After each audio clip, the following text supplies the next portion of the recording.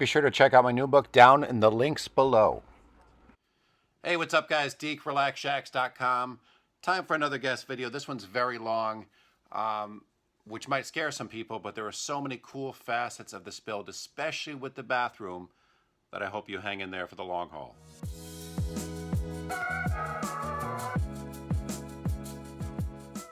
Beautiful Arizona sunset. Right beyond that little triangle mountain is the Grand Canyon, about 25 minutes away. There's a little rainstorm right there to the right of it. And here is the Hickory Hobbit house, right in front of the San Francisco peaks back there. And since I'm out here, I'll show you this access panel here. This is where the 12-volt water pump is, and you would put a little 12-volt battery in here and hook it up, and it's pressure sensor, so it can be hooked up all the time, you know, just like a RV. And here's the propane connection. It's wired into the house, so you don't have to keep propane inside. You can hook it to any tank you want. And the access to the bathtub, which is just a galvanized tank, which I use because of its lightweight and it just holds more water. You can fit 2 people comfortably in there, whereas a normal bathtub is pretty tight with just 1 person. And since I'm out here, show you that all the vents to the house I did on the side. I really believe in that, especially with tiny homes, because roof vents, you're just poking a hole in your roof and it gives it opportunity to leak. But side vents, it's very hard to leak and it's easy to fix. You can just reach it with a ladder and put some caulk around it, seal it up. So all these are dryer vents. This first one is the shower vent, then the bathroom vent, and the kitchen vent. Alright, let's check out the inside here. Look at that. It's just so beautiful out here. Those rays, the sunrises and sunsets are just fantastic in Arizona.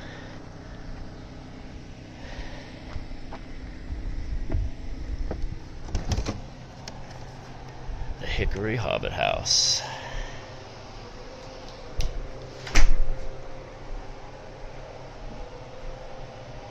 This is the living room with a little day bed that it's kind of it can be a couch, or both these sides fold down and do a little 1-person bed, or 2 really close friends. I just love these chairs. They're just super cozy. These little basket chairs. So I originally was just gonna do 1 couch, but both these things were white, they were affordable, and they make it extra cozy. This painting is actually of the sunrise, as seen right out that window. And it was painted by my neighbor who lives right over here. Really cool guy. Mostly paints psychedelic, but I told him, you know, I need it to match the house, so it can't be too crazy. And he just did a awesome job. It's perfect, like you're looking out the window, you know. This is going to be a storage loft. I haven't put the plywood up there just because plywood hasn't gone down in price. The plywood I want still $65, and it should be $35. So right now it's just a couple of poles, but I mean, you could put a cargo net up there. That would look pretty cool. Or plywood, whatever, but that's not imminent, so I'm just waiting for the prices to go down. This is the wood burning stove. It's really big for a tiny house, but in my opinion, I don't like these tiny little stoves that people are putting in their cabin, and the reason is because you gotta feed it all the time. Yeah, it puts out enough heat, but if it's a cold winter night and it gets cold out here in the winter, you can only put a little log in there. It's not going to last all night. You got to get up in the middle of the night, because it gets so cold. Whereas this, this stove will heat this thing up, keep it warm all night, no problem. It's not actually a huge stove, but it looks pretty big. And you got to have glass on your stove. What's the point of having a fire if you can't see it, in my opinion? I mean, fire is so beautiful. It provides light. It's something to look at. I just love fire. So I just think it's a disrespect to fire if you hide it. And the same thing about wood. I don't paint wood. Wood is beautiful. It's something to look at. So the handle was broken. I bought this used, and so I put this antler in here. There's some trash in there that'll burn. So I made this handle. This is a deer antler. I don't remember where I got this actually, but I know people. I just end up with antlers. From who knows how I get them, but it works really good. I'm very happy with how it turned out, and it just looks real cool. And this back that you all are noticing, what a cool thing this turned out to be. This is a piece of sheet metal. So with a big stove like this, I either had to put this thing 18 inches from the wall, whereas this is only 8 inches, or I needed some kind of metal to really protect it. And actually what's back there is, I'm not going to be able to really see it from here, but I extended it out from the wall with angle iron, actually aluminum channel. So it's out from the wall, and behind it is cement board. So it's ventilated back there, so the wall is really protected, so you can really shove this stove right up against the wall and take up less floor space. And I knew I needed something that could withstand shipping this house because it's on a trailer. So I can't do flagstone like I did for the hearth. This hearth, the reason I could get away with flagstone is because it's floating. I didn't actually screw it. So as this trailer moves down the road and bumps, this doesn't have to bump. It's floating on top. It can, wiggle a little bit. I mean, it's connected to where the wheel well is, so it can't scoot several inches either way. But I didn't, bolt it to the, and it's right over the axle, so it's a very sturdy part of the trailer, but it will bump up and down a little bit. But this piece of sheet metal, I have a friend who I told him what I wanted, and he works with metal. He does custom artwork and gutters, custom gutters. And I told him I wanted to rust this. They call it a patina. It's just rust, but metal's gonna rust regardless if it's untreated, but when you rust it a certain way, it actually protects it a little bit because you've already catalyzed those molecules, so they are not going to further rust because they've been catalyzed with a chemical. In this case, it's hydrogen peroxide is what created this. And he had this great idea of leaning this sheet of 4x8 metal at a slight angle, and so you get it dripping slowly across the metal, and it actually mimics fire. If you can really see it from a certain angle here, you really see these flames, and it just turned out absolutely incredible. And it works just beautifully. It matches all the dark wood in here. Oh, sorry, let me turn that off. Stupid annoying fan. These cabinets are Hickory. Entire thing is one wrapped slab of Hickory by my real good friend Kendrick Carpenter. If you look him up on Instagram, I think it's Kendrick Carpenter Traveler now because he's cruising around the country. But he made these for me. I made the cabinets in my last house, but when you know somebody who can do work like this, I'm happy to have them do it. And it just matches the house really well. And this is a Hickory countertop, propane stove. This is the new kind of sink to get. It's a workstation sink for tiny homes. You really need to maximize your space. So this rolls up. You got this little basket to rinse things off in. And then this cutting board fits right in here. It's just really adds to the counter space, because anyone who's into cooking in a tiny house, it can be pretty frustrating, just the lack of space. So this really adds dimension. And I extended the countertop a little bit just to give you some space, even though it's pretty close to the stove. It's not too bad. You might get some discoloration, but it's not going to catch on fire. So every little bit of space I could get out of here, I tried, and I mimicked.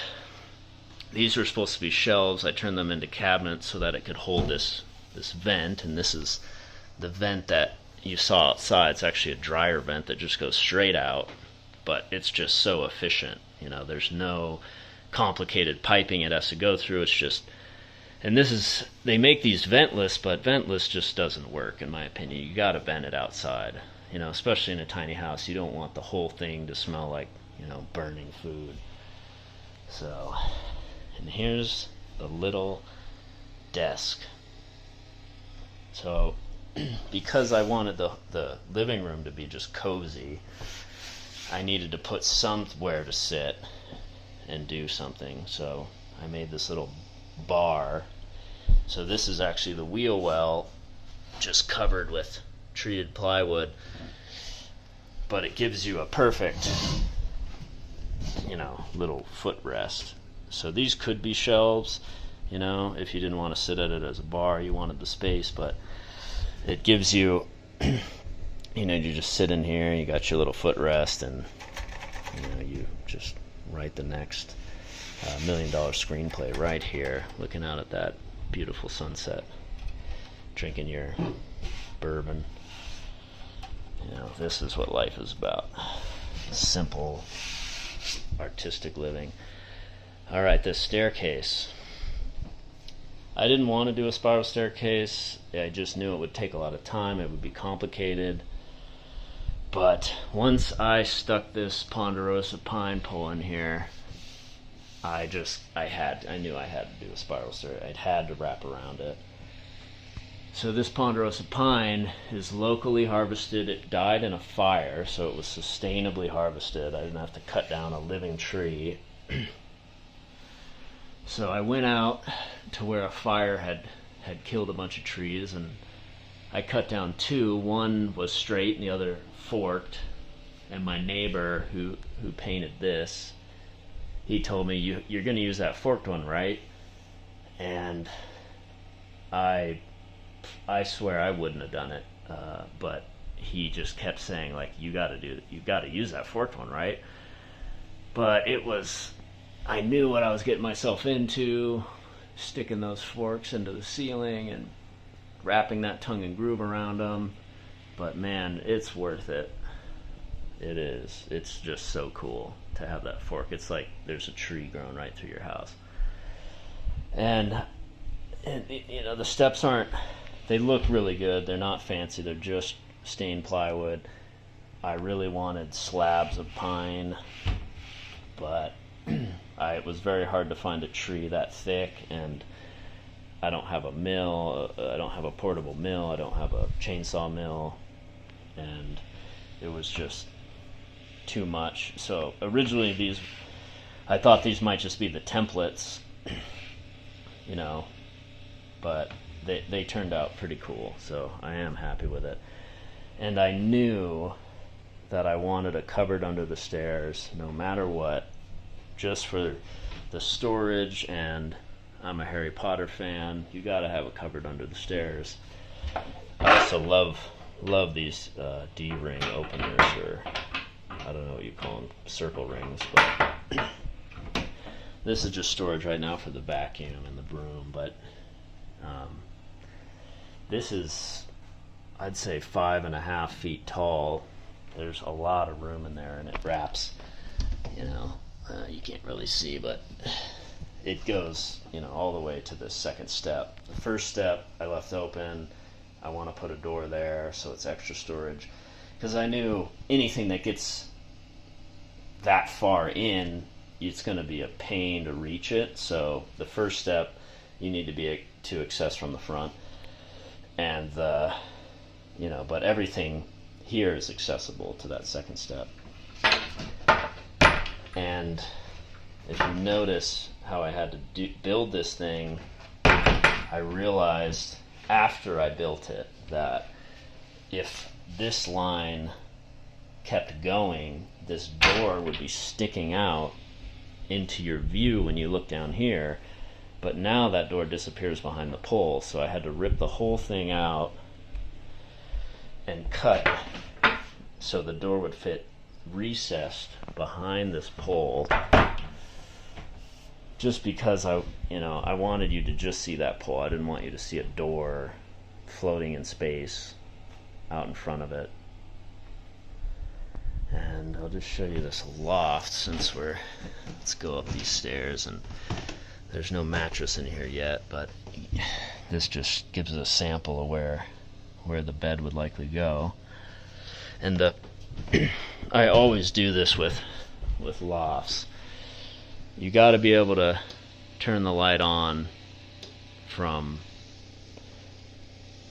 downstairs, because you don't want to have to, you're ready for bed, you turn all the lights off, and then you have to climb up the stairs in the dark to turn the light on. So you got to be able to turn the light on from here, and then you crawl into bed with this beautiful view of the stars. And you can turn the light off once you get up here.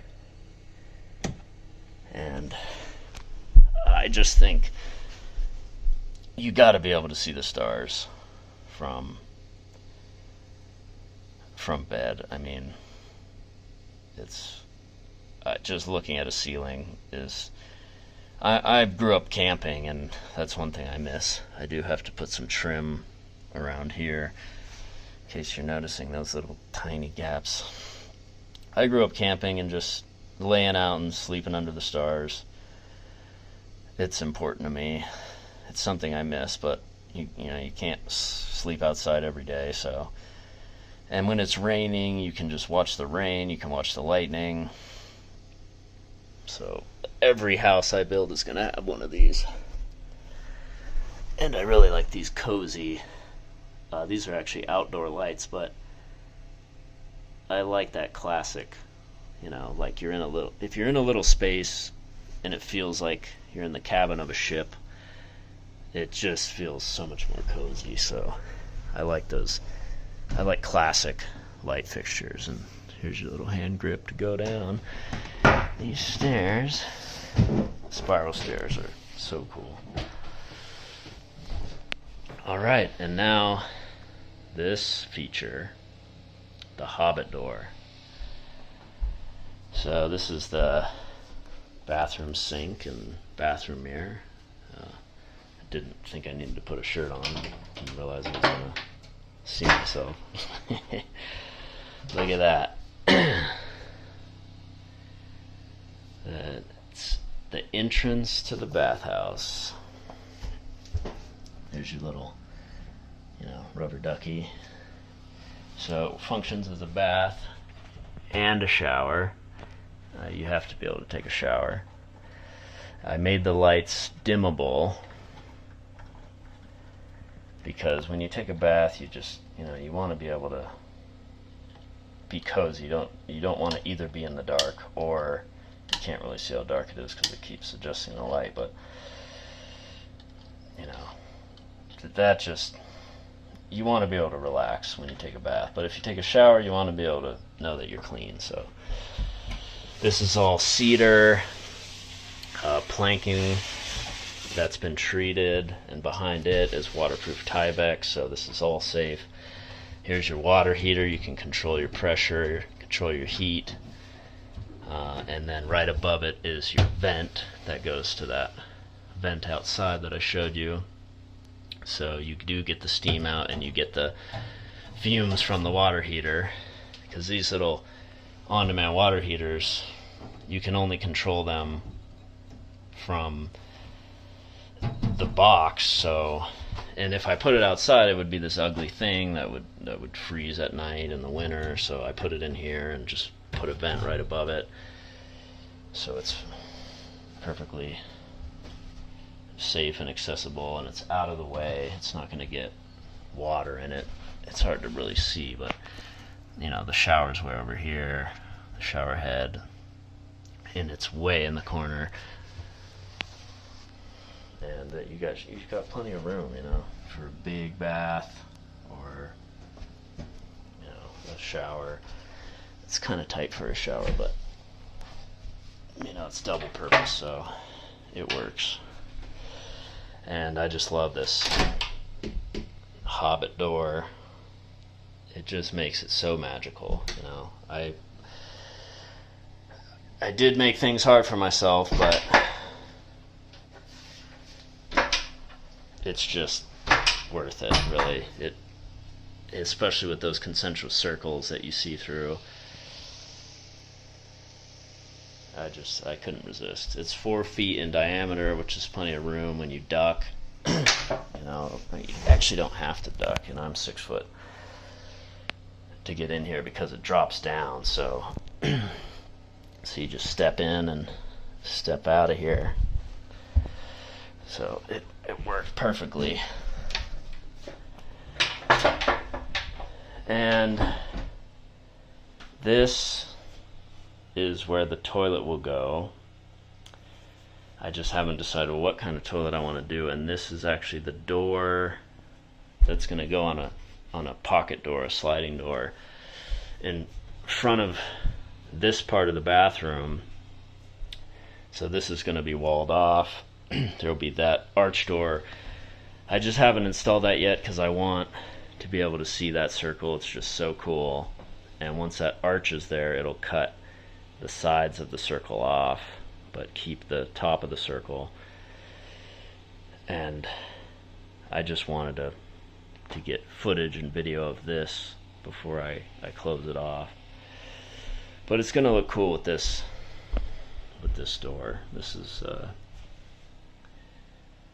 another pine door. It's the same kind of door as the Hobbit door. It's just stained dark.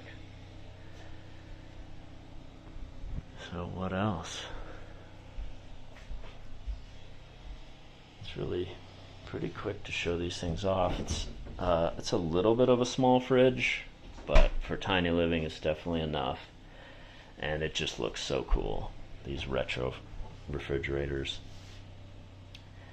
Just real. Everything's gotta look good. You know, that's my mantra when I build these homes is everything in the name of beauty. If I can make it beautiful, I'm gonna make it beautiful, even if it's 10 times harder, just because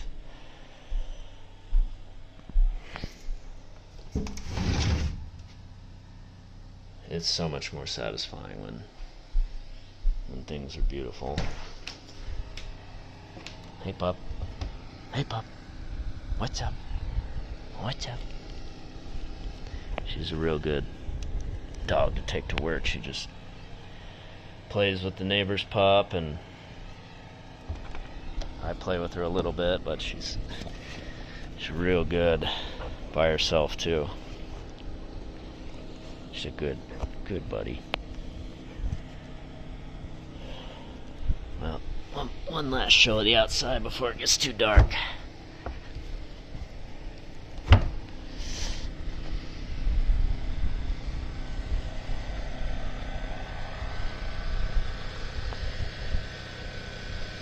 Well, thank you, Derek, for showing this. That really was just so exciting that you like this house, and it's very inspiring how you help people and inspire them to live simply. And if you want to build your own home, go for it. You know, it is a lot of work, and material prices are real high. If you can get salvage material, all the better.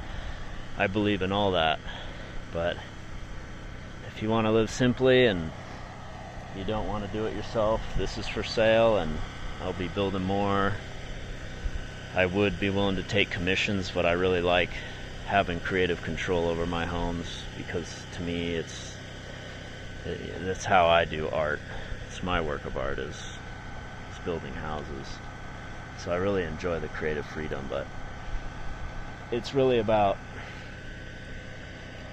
giving people affordable housing that's also beautiful and functional.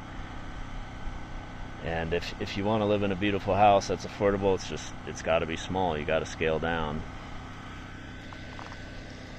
So that's why I got into it. I just want to give people affordable housing that's gorgeous, comfortable, and designed to be lived in. A lot of the homes you buy, they're not designed to be lived in. They're designed for profit. You know, how many bedrooms, how many bathrooms. Nobody's actually interested in who's going to live in here and what it's like to live in there. And that's what I do with every decision. Every window, you know, every piece of furniture, how the bathroom is, it's all, somebody has to live in this. What's that going to be like for them? If where you live is beautiful and comfortable, it inspires you in every other asset of your life, because we spend most of our time at home, and if our home is just a square block of pale white walls with nothing to look at, it's depressing. It's not inspiring. You can't sit there and write. You can't, you know, be inspired to draw or create. But when something's beautiful, you got a little fireplace keeping you warm, you're cozy, you got big windows to look at the stars, to look at the sunset, you know, that's inspiring. So anyway, thank you, Derek. Appreciate you, man. And thanks to everybody who watched this. Take care.